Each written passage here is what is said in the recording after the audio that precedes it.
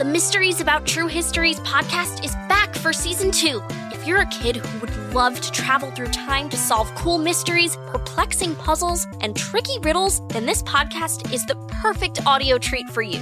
Every week, join me, Molly, and my best friend Max as we take our problem-solving skills to amazing places like ancient Egypt, ancient Greece, or the Galapagos Islands in 1875 to help out the one and only Charles Darwin. We never know where we're going to wind up or what we're going to find, which is all part of the fun. So, put on your time-traveling shoes and listen as a family. You can listen to Mysteries About True Histories on Apple Podcasts, Spotify, or wherever you listen to podcasts.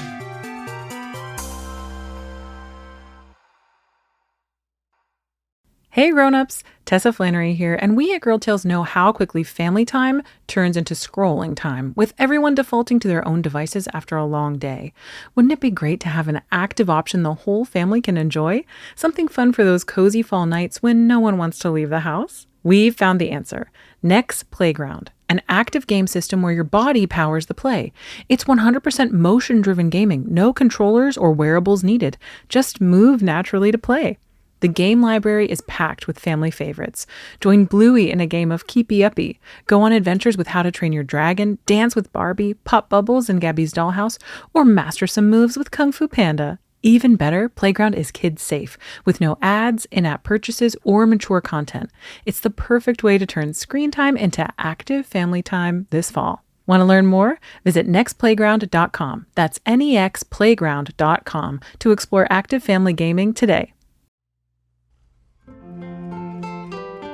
Hey Tailblazers, I'm Rebecca Cunningham, and this is Girl Tales, a kids podcast packed with girl power and stories where every child's voice matters. Grownups, Girl Tales is brought to you by families like yours. If you would like to hear your child's name at the top of our next episode, or if you would like me to wish them a happy birthday, head to patreon.com/Girl Tales and join a team today. Now on to our episode. This is the next story in our She is Fierce series, Fairy Dust Mischief. Enjoy!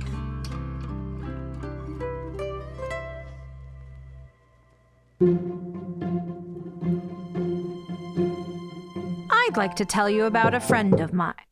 Who in the world? Hello, Miss Rebecca. It is I, Ishbel Birtwhistle, plumber extraordinaire. Let me guess, something in our plumbing you've got to check? How'd you know? Oops. I'm going to the flower shop. I've got to send some flowers to my friends. I'll be back soon. Don't get into too much trouble, Ishbel. Trouble? Me? Never. Now, where to start on the plumbing? Oh, hello. The recorder's running. Tigglety tickle-tail little piglets, how do you turn this off? Ouch! Well, I suppose if it's recording, I might as well tell a story. This is a story my nana's nonna told me about 2 florists, an ickle thief, and magical flower crowns. Long, long ago, when kings and queens were in charge of most things, and some of the horses were actually unicorns, there were 2 best friend florists who lived in a small village. The village was called Harmony, and the people there were friendly and welcoming. The flower shop was always busy. Miss Ford grew the flowers, and Miss Page grew the leaves, and together they arranged the bouquets. Miss Ford and Miss Page were best friends. They were only teenagers, but they had to work to support their families. So they opened the Ford and Page flower shop. Back then, child labour laws were very lax. Anyway, people would come from far and wide to buy the Ford and Page bouquets and arrangements. But what everyone loved most was the flower crowns. They were so beautiful, and somehow the flowers never wilted. Some even said the flowers changed with the seasons. Daffodils covered the flower crown in spring, but changed to chrysanthemums in the fall. Once, a royal princess came in her carriage to buy a flower crown, And she liked it so much, she made it her official crown and made the florists honorary knights. But that's another story. This story is about when a ragamuffin, rapscallion rascal named Flapjack tried to steal the florist's secret ingredient. Old Flapjack, who was actually only 13, was down on her luck. She made her living by collecting used swords from battlefields, but there hadn't been any battles for ages, and she needed some way to make a little money. She happened to arrive in the village of Harmony just when everyone was preparing for the yearly fete. A fete is just another word for a party, with food and drink and music and dancing. Flapjack saw the decorations going up and saw the special flower arrangements being created in the Ford and Page flower shop. Let's see what I can steal for myself, Flapjack thought, and she snuck round the back of the flower shop to the delivery door. Peeking into a window, Flapjack spotted Miss Ford and Miss Page standing over a flower crown. Miss Ford was adding wild thyme, while Miss Page added honeysuckle. Next, they added violets, then lavender, and a few bright daisies. As Miss Ford carefully placed more flowers, Miss Page took a small jar down from a high shelf. Flapjack watched closely as Miss Page opened the top of the jar and spooned a sparkling, shimmering dust onto the flower crown. Miss Ford and Miss Page chanted as they worked. Magic dust from fairyland, make our flower crown so grand. Fairy dust! Oh, Miss Page, isn't it lucky that we have this fairy dust? Look how lovely the flower crown shimmers and shines. Indeed, Miss Ford. Thank goodness we found that sweet lost fairy and helped her get home to fairyland. Then she gave us this fairy dust as a thank you present. I know all that, Miss Page. I was there too. Oh, right. Well, I just like to remember that. What an adventure. Miss Page put the jar back on the high shelf. Flapjack stood watching in awe. So this was the secret of the Ford and Page flower crowns. Flapjack knew that fairy dust could catch quite a price in London. Maybe she could make some quick money. If she could get her hands on that magic fairy dust. The florists finished putting the final touches on the flower crown, and then Miss Ford and Miss Page both went to the front of the flower shop to arrange their other bouquets. Flapjack took her opportunity to sneak in through the back door. Just gotta get my hands on that magic fairy dust. Flapjack stayed low, hurrying to the shelves. She spotted the jar of magic fairy dust.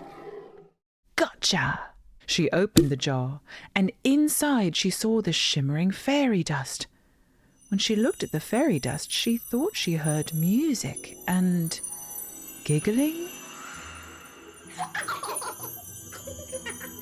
Huh? Flapjack was entranced. Suddenly she felt like she had to try some fairy dust. Flapjack scooped up the dust with her fingers and greedily shoved the dust in her mouth. But Flapjack hadn't expected the fairy dust to be so dusty. It clogged her mouth and throat, and when she sniffed, it went up her nose and made her cough. Miss Ford and Miss Page came running, but Flapjack was scurrying out the back door and away from the flower shop, coughing and sputtering all the way, with the fairy dust in hand. What in the world? That rapscallion has our fairy dust. That's all the fairy dust we have left. After her. The chase was on. Flapjack was still trying to swallow the spoonful of fairy dust, but the shimmering powder was impossible to get down without some water. Flapjack saw a horse trough straight ahead, where a chestnut mare was getting a cold drink. Flapjack ran straight to the horse's water trough and jumped straight into it, mouth first, startling the poor horse. Fairy dust, hear our curse, swap that thief into a horse. Wind swirled. Strange music filled the air.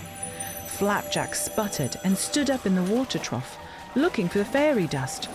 She had jumped into the water with the jar in her hand, and the jar sat, sunk at the bottom of the water trough. Then the fairy dust magic took effect. What's happening? Flapjack suddenly was looking down at the trough from quite a few feet higher up, and she could see herself. Flapjack wondered why she could see herself and tried to ask, but all that came out was a... Flapjack saw her own self look at her and... Ah! Flapjack was now in the body of the horse, and vice versa. Flapjack, the horse, panicked and backed away, bumping into a maypole that had been set up for the fete. The maypole gave a loud crack and slowly fell, pulling down all the coloured ribbons and decorations set up in the Harmony Village Square. Then the maypole crashed down onto the musicians' stage. Luckily, no one was on the stage. In the commotion, Flapjack almost forgot she was a horse. Miss Ford grabbed Flapjack's human body, and Miss Page took Flapjack the horse by the reins. Please help! I'm a horse! I need oats! Get me out of this puny human body! Sorry about that, Chestnut. We'll put you back in the right body. Fairy dust, we thank you. Now our trick is all through. Flapjack felt herself floating around for a moment before she was back inside her own human body. Phew! Well, ladies, what a grand adventure. I'll be off. Make sure that rascal horse gets his comeuppance.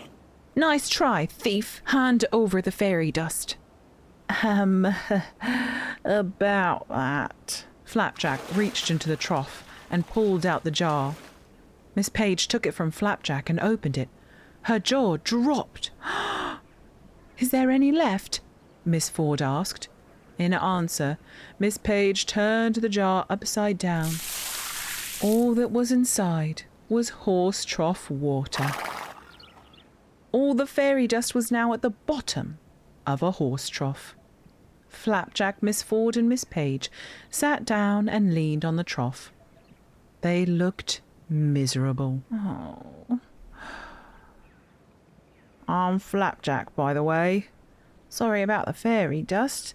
I thought maybe I could, sell it or, I don't know, start my own flower shop. You know, Flapjack, if you had just asked nicely, we would have given you a bit of fairy dust. True, in Harmony everyone is welcome, and hospitality is important to us. Really?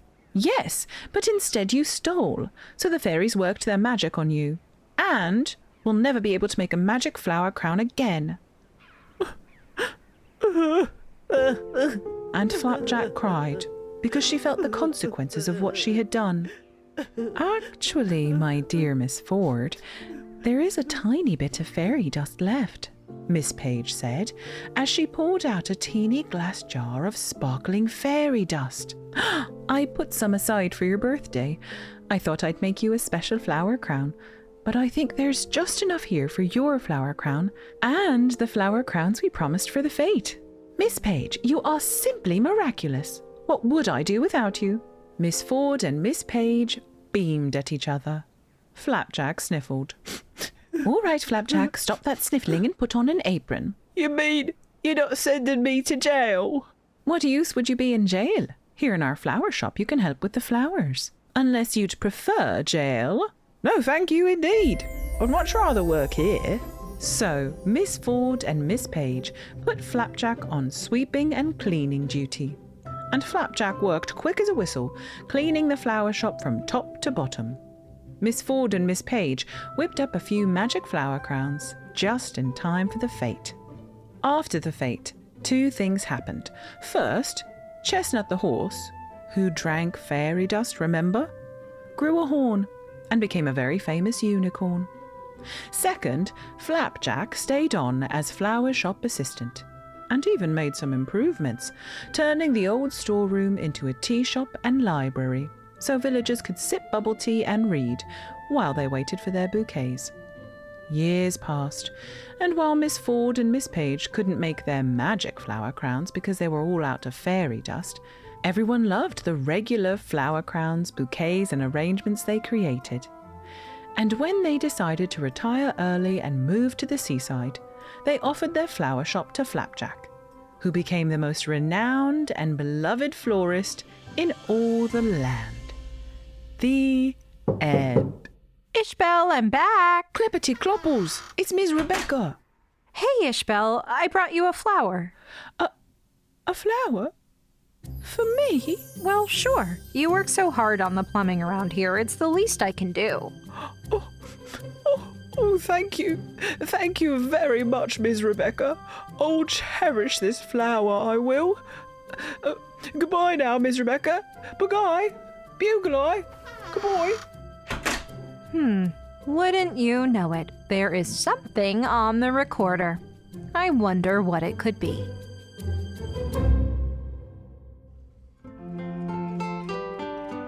That was Fairy Dust Mischief, written by Tessa Flannery, a part of our She is Fierce series, which are adaptations of the original plays written by William Shakespeare. This story was written with the help from the Girl Tales Club members, who gave us their feedback on this story. If you would like to hear Girl Tales stories before anyone else and join me in Zoom meetings to give me your feedback on our stories, Grownups can head to patreon.com/girltales and sign up for the Girl Tales Club tier or above. It gets you into the meetings and other perks, like special shoutouts or a birthday shoutout, and into our brand new Girl Tales Pen Pal program. Today's episode was performed by Tessa Flannery. It was also performed and executive produced by yours truly, Rebecca Cunningham. Girl Tales is a Cordelia Studios production. Grownups, you can get access to ad-free episodes of Girl Tales, as well as a range of other shows for the kids in your life by subscribing to Starglow Plus on Apple Podcasts. If you'd like to hear me narrate the original stories of Alice's Adventures in Wonderland, The Wonderful Wizard of Oz, or Rebecca of Sunnybrook Farm, head to patreon.com/girltales and join Team Sunnybrook or above. Don't forget to subscribe, rate, and review wherever you get your podcasts. And hey, if you loved this story, share it with a friend. Oh, and remember, I believe in you. There's a hill and a road and a path where I know you must go. Through the sun, wind, rain, or snow. But wherever you venture, you can always come home. 'Cause I trust your heart, I trust my heart, and I trust your mind, I trust my mind, and I trust the friends, I trust the friends. I know you will find o'er the hill and on the road, so off you